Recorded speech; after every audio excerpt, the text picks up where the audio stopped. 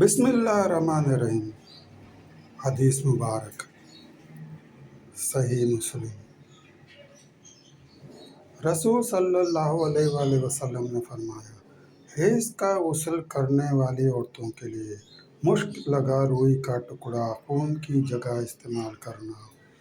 حضرت عائشہ صدیقہ رضی اللہ تعالیٰ عنہا سے روایت ہے کہ ایک عورت نے نبی صلی اللہ علیہ وآلہ وسلم سے سوال کیا کہ وہ حیض کے بعد کس طرح غسل کرے، تو آپ رضی اللہ تعالیٰ عنہ فرماتی ہیں کہ آپ صلی اللہ علیہ وسلم نے اس کو سکھایا کہ وہ کیسے غسل کرے۔ پھر ایک خوشبو لگا ہوا روٹی کا ایک ٹکڑا لے اور اس سے پاکی حاصل کرے۔ تو اس نے کہا کہ اس سے میں کیسے پاکی حاصل کروں؟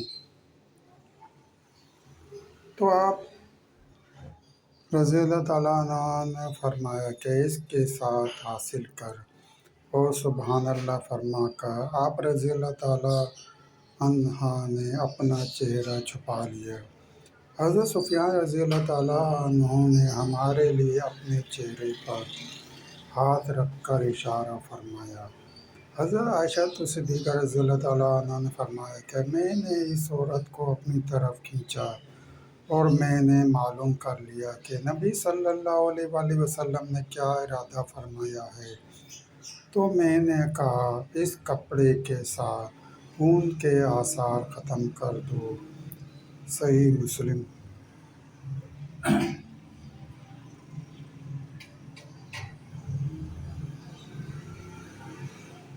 حضرت عائشہ صدیقہ رضی اللہ تعالیٰ عنہ سے روایت ہے کہ ایک عورت نے نبی صلی اللہ علیہ وسلم سے پاکیزگی کے غسل کے طریقے کے بارے میں سوال کیا، تو آپ صلی اللہ علیہ وآلہ وسلم نے فرمایا، تو روئی کا ٹکڑا لے اور اس سے پاکی حاصل کر۔ حضرت عائشہ صدیقہ رضی اللہ تعالیٰ عنہ سے روایت ہے کہ حضرت اسماء رضی اللہ تعالیٰ عنہا نے رسول صلی اللہ علیہ وآلہ وسلم سے حیض کے بعد غسل کے بارے میں سوال کیا، تو آپ صلی اللہ علیہ وآلہ وسلم نے فرمایا، پانی کو بیری کے پتوں کے ساتھ ملا کر اچھی طرح پاکی حاصل کر، پھر اپنے سر پر پانی ڈال اور خوب مل مل کر دھو، یہاں تک کہ پانی بالوں کی جڑوں تک پہنچ جائے، پھر اپنے اوپر پانی ڈال، پھر خوشبو لگا ہوا کپڑے کا ٹکڑا لے اور اس سے پاکی حاصل کر۔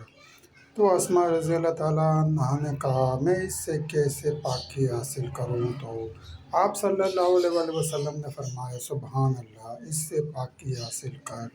تو حضرت عائشہ صدیقہ رضی اللہ تعالیٰ عنہا نے چپکے سے کہا کہ اس کپڑے کے ساتھ خون کا اثر ختم کر دو۔ پھر اسماء رضی اللہ تعالیٰ عنہا نے آپ صلی اللہ علیہ وآلہ وسلم سے غسل جنابت کے بارے میں سوال کیا، تو آپ صلی اللہ علیہ وآلہ وسلم نے فرمایا کہ پانی لے کر خوب اچھی طرح طہارت حاصل کر، پھر سر پر پانی ڈال کر اس کو مل لو، یہاں تک کہ پانی بالوں کی جڑوں تک پہنچ جائے، پھر اپنے جسم پر پانی ڈالو۔ تو حضرت عائشہ صدیقہ رضی اللہ تعالیٰ عنہ نے فرمایا، انصاری عورتیں کیا خوب تھیں کہ ان کو ان کی فطری حیا دین کو سمجھنے سے نہیں روکتی تھی۔ صحیح مسلم۔